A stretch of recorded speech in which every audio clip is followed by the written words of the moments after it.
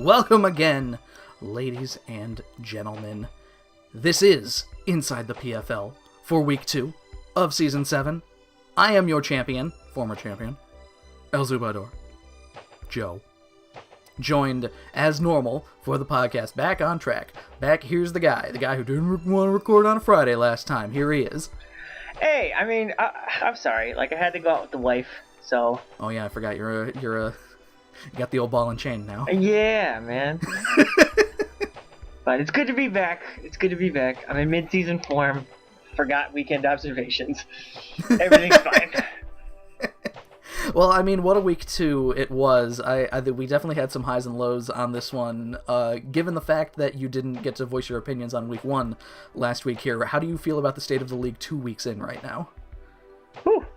The matches are really, really good. There's only this one match that happened this week, but everyone has read my opinions about that match, and I think it was the last match of the week too. But other than that, I liked everyone's matches so far. Hanging over the week like a big fucking albatross. But I think that we'll start off this week here with the first match that happened. This time I actually went in match order as to how they happened. James over Tristan +3, where Tristan had a very good showing week 1 against Garrison, and this one here, James continues to... I talked how he was kind of back to form last week here. This is no exception. James pulls out some really stupid and scary shit. That's just... James's weird knowledge about, the oddities of Pokemon will never cease to amaze me. But, Tristan coming back down to form, facing what I believe is a more upper tier of a battler here, a previous champion. So, as expected. He gets to use... Okay, so we all know about the fucking Endeavor Rattata Quick Attack strategy. We all know about that. He just felt like doing that with Lycanroc Dusk. Or normal, whichever Lycanroc he has. I think he's just Day. So, but that's just one of them there, because he also had a first. Manny, have you ever seen Endure used in this league? Never. Have you ever seen it used in the dirtiest combination possible, where you fucking throw Custap D-Bond on there? Oh, and that's that was the raw place. It's I hate Destiny Bond to begin with, but just oh man, everyone's pulling out the Destiny Bond place. I'm amazed, because that is just, it's all these things together. That's one of the sets that you and I will put on paper and be like, that'll never work, fuck it. I'm never going to be in the situation where I'm going to be able to hit all this stupid shit. And I watched some of these battles this week, and I'm I know that I could never I wouldn't have the guts to do some of the strategies that some of the people pulled out this week. But I just was thinking to myself, I was like, no, there's no way anyone would let me do that. But because it's James, James can get away with it, I can't. I don't, I could try, and me and you come up with the dumbest things throughout the week, but we never use them. But if we did use them, I guarantee it would backfire. No, I'm hearkening back to the fucking desperation strats of last season, where I had block Snorlax.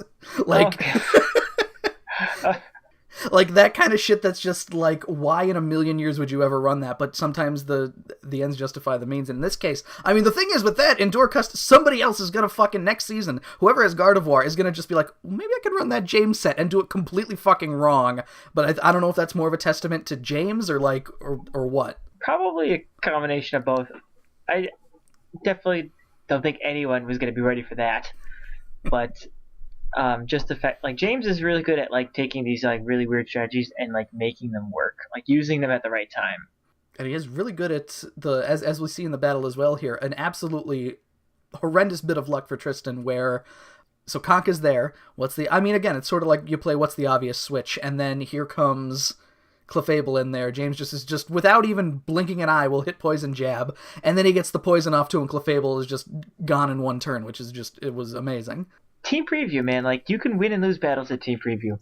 You have to quickly assess, who's this person switching to my Conkeldurr, for example. And it's if Clefable's the only guy who wants to take something from Conkeldurr, it's a brain dead move to click Poison Jab. and it paid off in dividends. A strong +3. James, I believe all the people who are sitting at 2-0 right now are also +6. So, Ooh, baby.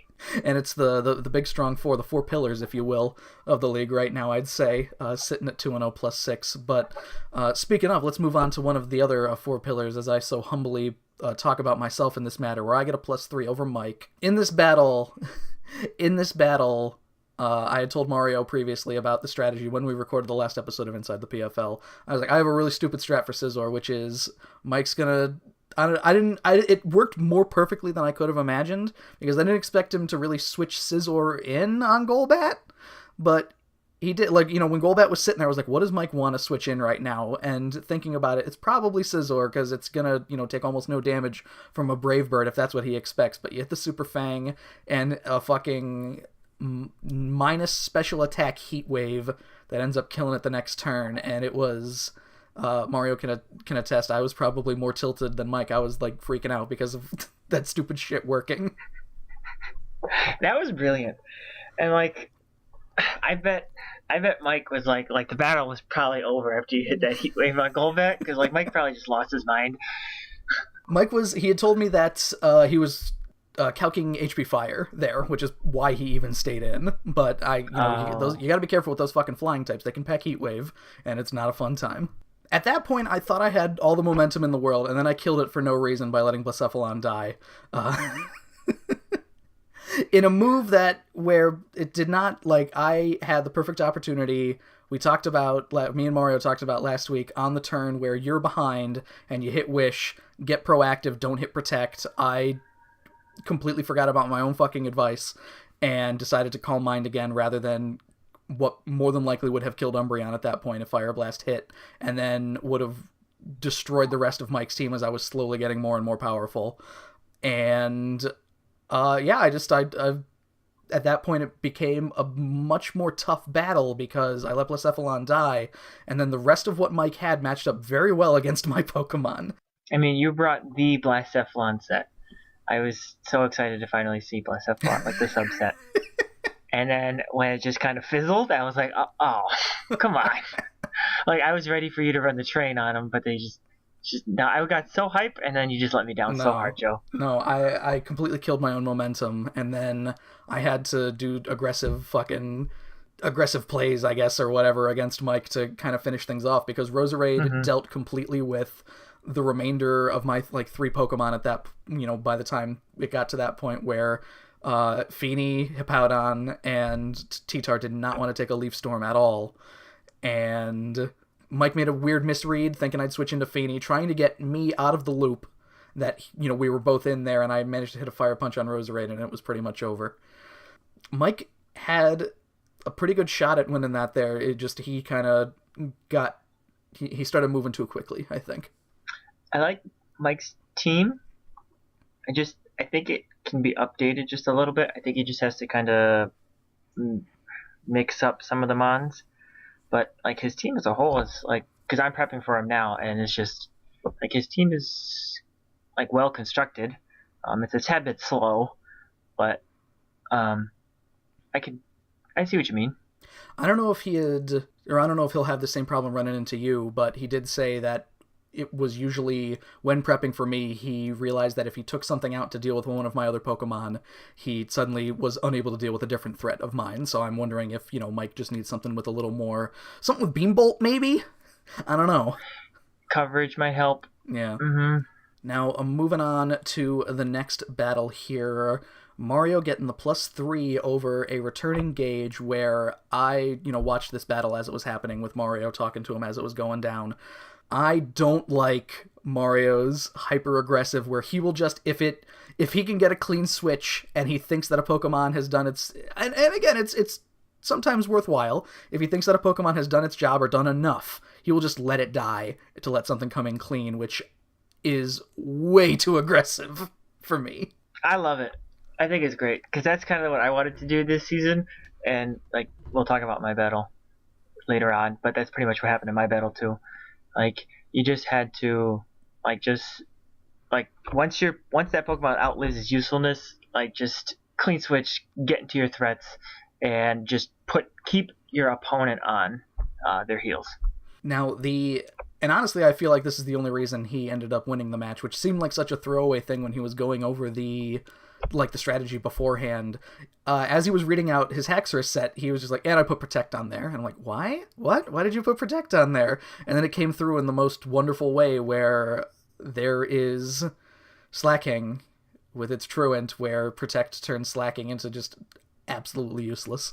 I was talking to Mario like almost immediately after the battle, and I was like, Gage has to drop Slacking now. Like, I think like Slacking is just completely useless now. Absolutely exposed. That's the problem. Like, it's at this point, because we've seen how it's dead weight at this point because people know how to deal with it. Exactly. Like, Mario, like, he was like, yeah, like, I put Protect on it just because, like, I wanted to scout a Dazzling Gleam. Then he was like, wait a minute. Like, halfway through the battle, he was like, I could protect this.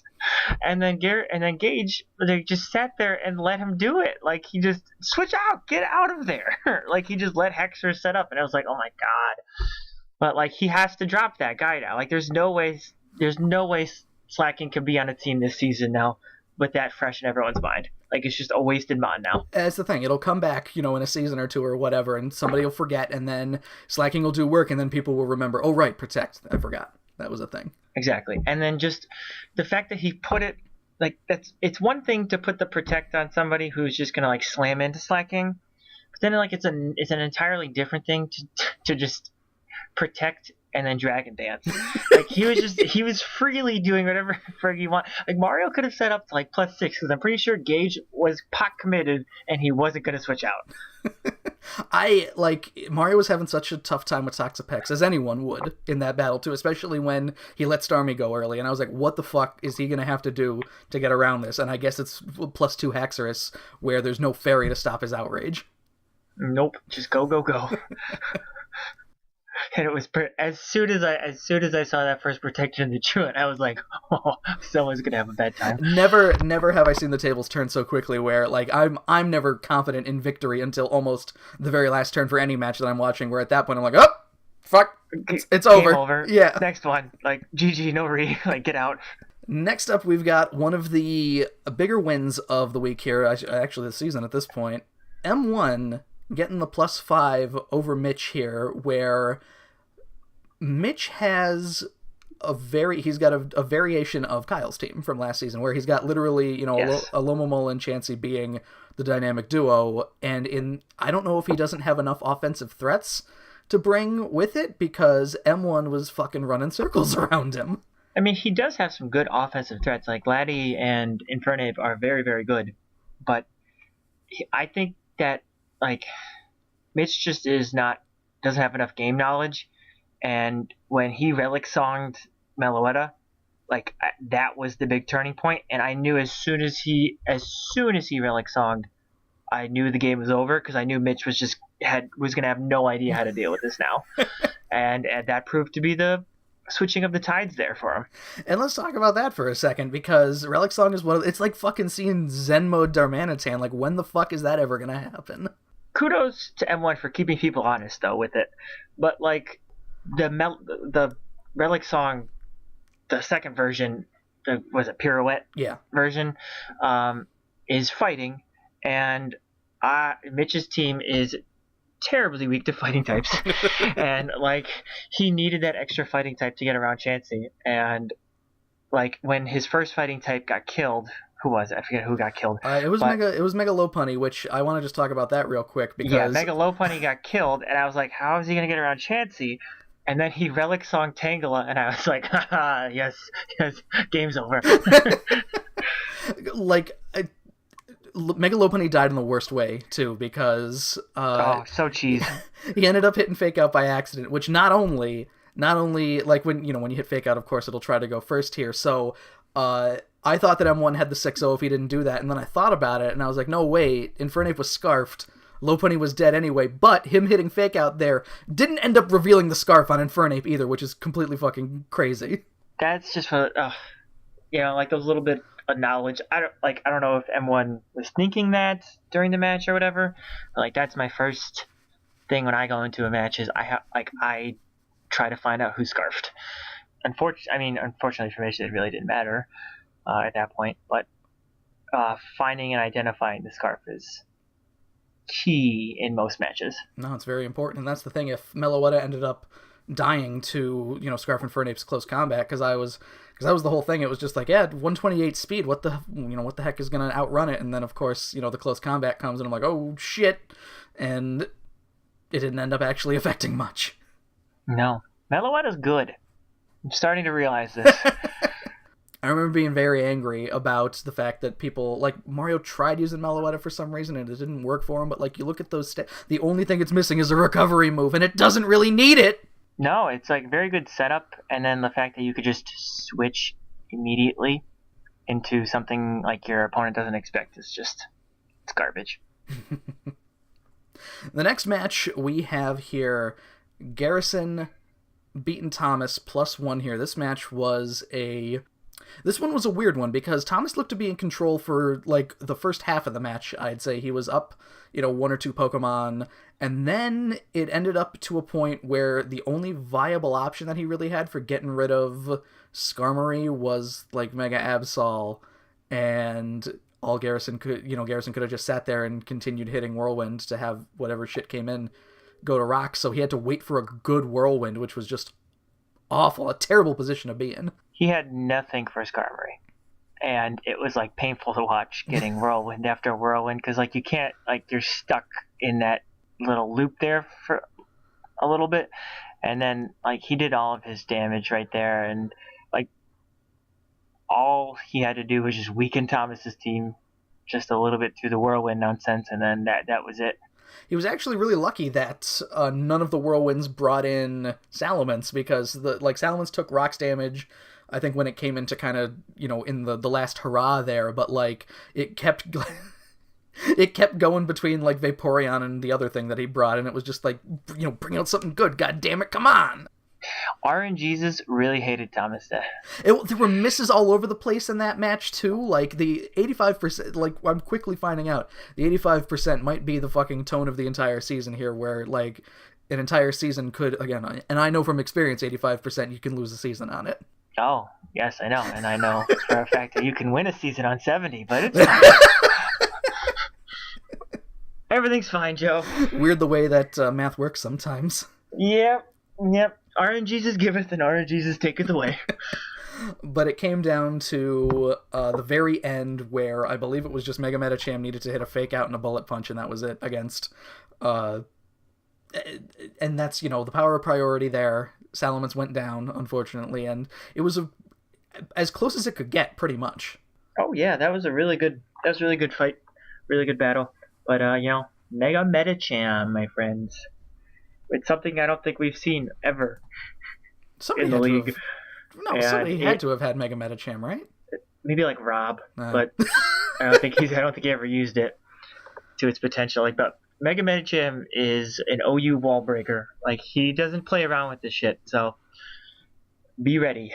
And speaking of, I want to talk about being ready really quick here, because Manny, in your next match that happened here, +2 over Dan, I want you to talk about your Latias set here, because this is a James-esque set where it's nearly detrimental, I'd say, or at the very most really fucking stupid but good. See, my whole thing was like, I'm never gonna get. I watched Dan play Mitch week 1, and he switched Gardevoir into Laddie 100% of the time. So I was like, oh, okay, so he's gonna switch in Gardevoir to my Laddie. He didn't. He learned. But I was like, you know what? A Banded Shadow Claw absolutely murks Gardevoir. So I was like, you know what? Let's just go full physical. Like, I don't care about it. And then, like, my alternative was, if my check wasn't Gardevoir, it was going to be Regice, who then I could kill with something else, but I probably could have I lost track of the health that Regice was at, and that was a mistake. I could have 2-tapped it from where it was with Dragon Claw and not been owned by Gardevoir, and maybe could have saved a plus, but it went 1 for 1, so it's really all I needed. Yeah, you fucked over my Commish pick because of that, but thank you very much for that. My bad. The other thing I wanted to talk about, all three Reggies were in this match, which I loved, other than Reggie Vegas, of course. But it was a Reggie showdown. Registeel was your dedicated switch. It was your Chansey/Blissey for this match here, where it came in on almost everything, and it felt like Dan didn't have a great answer for it. No, he did. He had guard chop. And that was it. But I was just throwing Registeel in at some point because, like, I had to sack Incineroar early, and then. Well, I think that ended up being an accident because you took Rocky Helmet damage from U-turn, or after a U-turn. Yes. I was prepared to sack Incineroar though, but so then when I lost Incineroar, and I knew I needed to save Chestnut in the back. So I was like, you know what, Registeel, just go in, just seismic toss some shit, and then die so I can get back in there. And I just, as the battle kept going on, and he kept just doing weird switches around Registeel, and he just, like, Registeel put in all of the work, just seismic tossing, because he just kept trying to play around Registeel, and Registeel just didn't have, like, a lot of offensive pressure, but, like, he just let Registeel do whatever he wanted. I mean, he switched guard in at one point, and I don't know what he was expecting to do with Mega Gardevoir. I thought at the time, I commented that he was fishing for an Iron Head to see, I guess, if, like, Regirock could stay in and hang with Registeel, but, like, 200 defense even then, and, like, you base 50 attack, like, Registeel with Iron Head isn't going to be a big problem for Regirock, even with a fucking super effective move, and you know, he did at least switch it in once, and you having Latias Earthquake was, you know, not going to do anything to it, so it was a very tough position for him to be in. Yeah, and I mean, my Registeel was designed to be my check to Gardevoir, so when he switched in Gardevoir, I was like, is he just going to spam Focus Miss? and then he went for a T-Wave. Like, Registeel is base 50, I think, speed. The hell are you clicking T-Wave for? I don't know. There was just a lot of weird moves that, you know, could have swung the battle. Maybe he wasn't expecting a switch. I don't know. But we'll see what happens with Dan moving forward, because I think that, you know, him and Thomas are 0-2, actually, so... But, so I was going to say he might be the best 0-2 right now, but I have faith in Thomas for some reason. Partially because of this next battle here, actually, where Thomas took over battling duties for Murphy this week here and got a +2 over Rob. What is going on with Rob, Manny? Rob is a snowballer. He just, like, it's either rolling and he's doing great, or he just, you know, gets on top of himself and he forgets to bring Magnet Pull. Like, just little things that could have changed the tides and then, like, once those things start to compound, they really start to wear on you. Like, there's no excuse for not putting Magnet Pull on Magneton.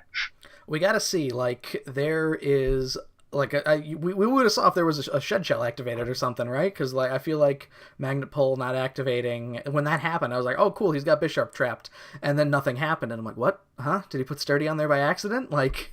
Yeah, I mean, unless Thomas had some, like, next-gen Shed Shell strats, which, I mean, you should prep for when you have a Magnet Pull on the other side. So maybe it was Shed Shell. I don't know. We'll have to get to the bottom of this, though. Again, I thought I would have saw something in the chat about it, but you never know, I guess. The other thing that happened, which I'm pretty sure when talking to Murphy before the draft for the season, selling him on Tentacruel, one of the selling points was Liquid Ooze, which we did get to see in this match here. And Manny, you told me you were screaming at your computer because as Rob missed the first Leech Seed, and then and he tried it again and then got Liquid Oozed. I knew the Leech Seed was coming the first time, and then it missed, and I was like, okay, good, you dodged it. And then just like, oh, I'm just gonna stick it and do it again. See, it's just those little things that I was talking about. Like, and then, like, when they start to add up, they start to bother players, and he just snowballed in the complete wrong direction after that. You know what I do like is the fact that Liquid Ooze did not affect Alakazam because of Magic Guard when he switched in. Oh god. Yeah, one of the million. Like, when are you ever going to be in a situation where a Tentacruel is leech seeded and then something with a Magic Guard comes in and then just doesn't take any external damage because that's how Magic Guard works? Like, you learn all these new fun things every week in this league. Every week, because you have to pull out really dumb stuff. So it's like we really have to dig in the bag for some of these sets. And like that's just how we find out weird things. Like, protect blocks defog. Interesting. Oh yeah, I forgot that happened in your match too, and we all complained about it. Yeah, like what kind? You're just blowing wind around. What's there to protect? Oh, it's dumb. I've hope for Rob yet, but he's got to start fighting, Oh, yeah. and I think he needs a battle buddy, much the same way that everyone will often be talking to somebody else during a battle. Somebody needs to be kind of like, check Rob's sets beforehand and be like, oh wait, here, make sure you get that. Even just going with over his strats beforehand and be like, maybe you shouldn't bring Leech Seed on Venusaur this week. Just go with Synthesis. Like, just little things. Well, speaking of another thing with Synthesis here, Mike in our battle, he ended up hitting a Synthesis during a sandstorm, and he realized that was a bad idea. I think that was almost directly before me killing Rosalia with Fire Punch. It like halves the healing, right? It only heals like 25, right? Oh yeah. It made a big difference. Oh my gosh! And then when he he tried to toxic in the misty terrain. Oh, he did. Oh god, I was like, wait a minute, I thought that was only sleep. Manny, I had so much fucking momentum in that match, and I threw it away. I know, dude, but it's fine. You made it. A win's a win, dude. I know. And finally, a win. This certainly was a win. As I said, the Albatross hanging over the week here. Kyle beating Sneaky +5. Now, I am partially to blame for what happened here, because I did help Sneaky with his set. I will tell you what happened, Manny. Okay, tell me. It was a mismatch. A complete mismatch, because after seeing week 1 of Kyle's team versus Mario, I helped Sneaky prep for a team that I thought was going to be way more aggressive. No, Kyle doesn't do that. And when he does, he loses. I probably should have known with that, but like the way, completely. Rabambi was there to, slow down Weavile. It could blast shit with Moonblast to kind of do at least a nice amount of tertiary damage. It was the normal, Sash Rabambi set, but in that match, complete dead weight. Nothing it could do there. Fucking Frostlass didn't have a lot going on there. It was distinctly to, again, sort of outrun things. I was looking mostly at, Weavile and Mega Banette and what it could do, and then here we have Gliscor and Gastrodon with no easy way around them. No hidden power on anybody. Just any hidden power would have been more useful than basically some of the sets. Right, exactly. Because it was a complete loop the entire time. It could have went on forever where Gastrodon switches into something, Tangrowth switches into Gastrodon, Gliscor switches into Tangrowth, Mega Blastoise switches into Gliscor. And then neither of them brought anything offensive at all. It was just wet noodles slapping each other around. I quit. I told you. I texted you and I was like, I'm done. I referred to it as the Limited Offense Olympics. Seriously, what? Just team building. That battle was lost at team build. I think you're right. It's a good lesson in mismatches, because if you think the team is going to be one thing and it ends up being a different thing, you're fucked. Which is exactly what happened with Sneaky here. Because for some reason I was just like, he's probably gonna put Protect on Blissey instead of Aromatherapy / Heal Bell or whatever, and Heal Bell would have been way better. And it was fucked completely. Or any Victini set, or any Lando set could have just squashed Gastrodon in half. Swords Dance, Z-Fly. That's it. It was the easiest play in the book. I don't know. Hopefully he learns. Just bring Swords Dance, Z-Fly next time, okay?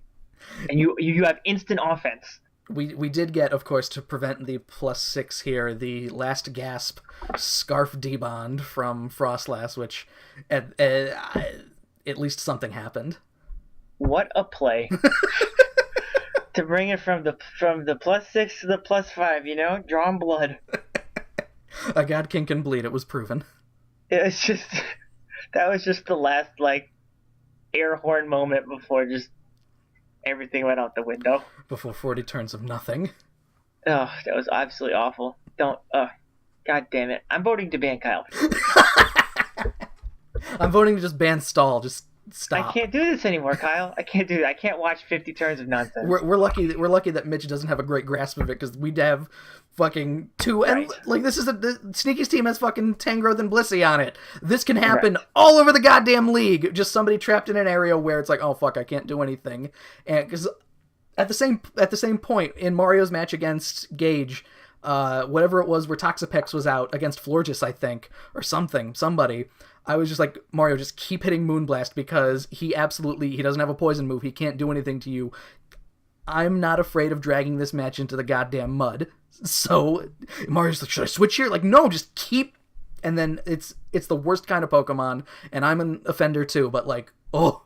And I have one more bone to pick with Kyle. Please. Okay. That match was over, but he kept clicking soft boil on you.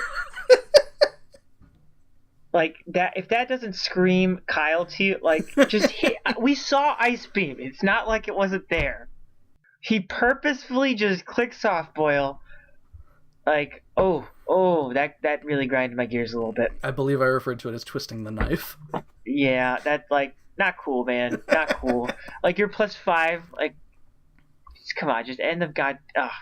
Anyway. And that's the thing. I did it to Mike because I wanted my +3. I didn't want a weird thing to happen with fucking Hippowdon where it died.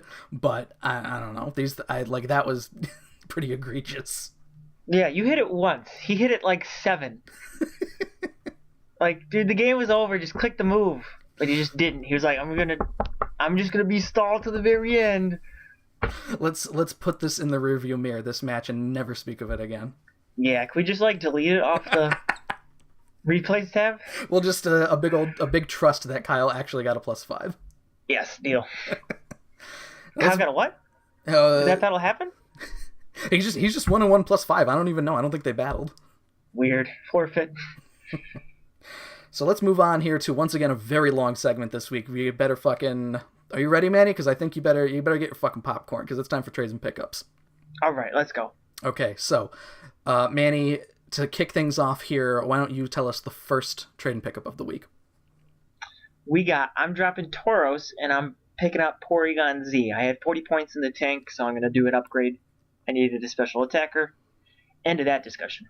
Okay, so let's move right swimmingly along here. We don't have Mario for Mario's super cool thing that he did last time with top 5, bottom 3, so let's just move right into Commish Picks, which are so important that I forgot to talk about them last week.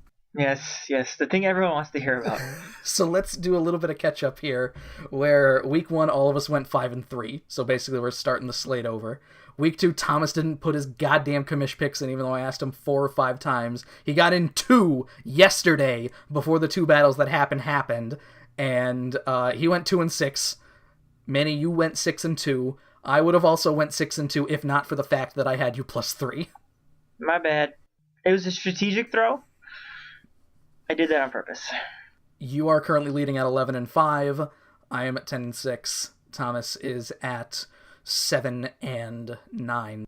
Next up for week 3, we have here... It is the first Conference Cup week, and as such, we have to get pluses on all of these here. And because I asked Thomas again 3 times to put his Commish Picks in, and he didn't, and I understand he's a busy guy, but goddamn... He's banned. I asked for a guest picker this week, and that happened to be Mario, because I knew that he would be good for it. So... First up, Manny, we have week 3 here, a rematch of the finals from last season, brother versus brother, De Silva on De Silva crime. It is Kyle versus Tristan. Who do you got? I got Kyle +3. I have Kyle +2. Given what we saw this week, it might be a little bit more extravagant than that. And Mario has Kyle +2 as well. So, very first Commish pick on the podcast of the season here. Get your fucking brooms out, my god. Sweep. Next up, we have Mario here taking on Garrison, and let me just say, Mario does not have a lot of confidence in himself because he did choose Garrison +4. Yeah, I'm looking at that. I'm like, what the fuck? Whatever, man. I get it. Hedging your bets. Whatever. Mario's like me, where you look at it, you don't see a win until you actually get the win, I think. No, you gotta be more like me, and you just gotta only pick yourself.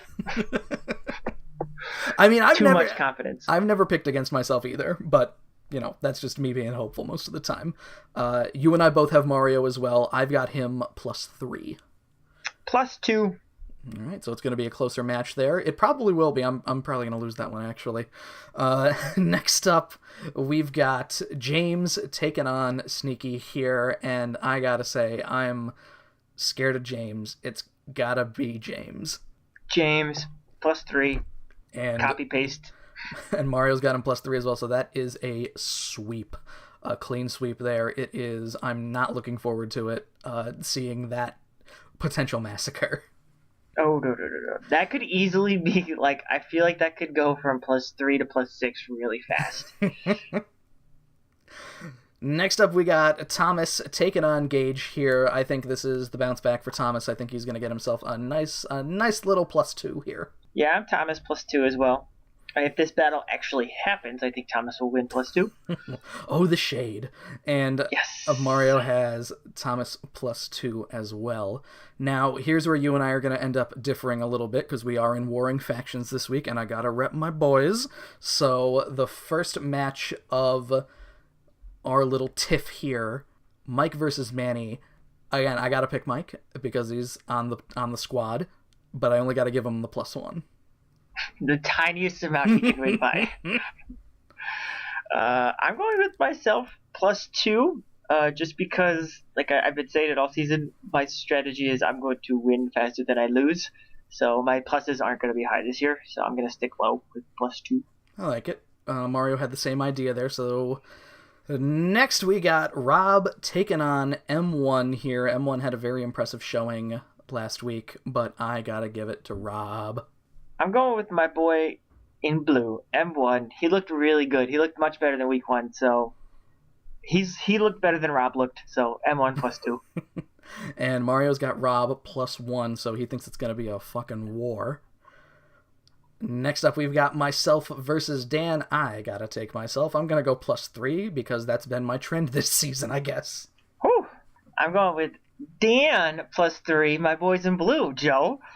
Of course. I liked what Dan brought to the table against me. He really took me down to the wire. So Dan +3, give it to me. No, I like it. And Mario's got myself +2 here. Finally, the last match here, Murphy versus Mitch. I gotta go with Murphy, even though it's gonna be very tough to get around. This is one of really Mitch has a team where you really, really, really need to have something beyond your normal strategy to get around it, I think. But I gotta think that Murphy can do it. I'm gonna go with Mitch +1, just because he's my boy in blue. All right. Mario's got Murphy +4, so he, even though he's a big benefactor of Mitch, does not have any faith in him whatsoever. Not a little bit. So as we move into week 3 here, Manny, it is the first Conference Cup week. It is an exciting match where we get to this is where people can really pull away in their division too, because quite honestly, even though I did pick Mike, I would like it if, you beat him. So if I win, I at least have a leg up on him and potentially whoever is in third in the division right now, who I believe is Murphy. I forget. This is going to be the first week where there's going to be some big movers and shakers. Now that we're all separated and we're not just inner fighting between our divisions, it'll be, some people are going to be able to move up their division. And would you call it, Manny, the most important week of the season? It's the first Conference Cup, Joe. Of course it's the most important week of the season. All right, my boys in blue, we got to win some more figurines. Let's go, boys. All right, well, not before me and my Emerald... Oh, fuck, I had Diamond Dogs last season. Emerald... fucking Emerald Emus, man, coming at ya. My boys in blue, let's go. We got this, guys. All right, so I think that we will close the book on week 2 here and leave at least its last match behind forever. So for this edition of Inside the PFL, I am Joe. Manny. And you all out there, enjoy your matches. Have fun. Good luck. Peace.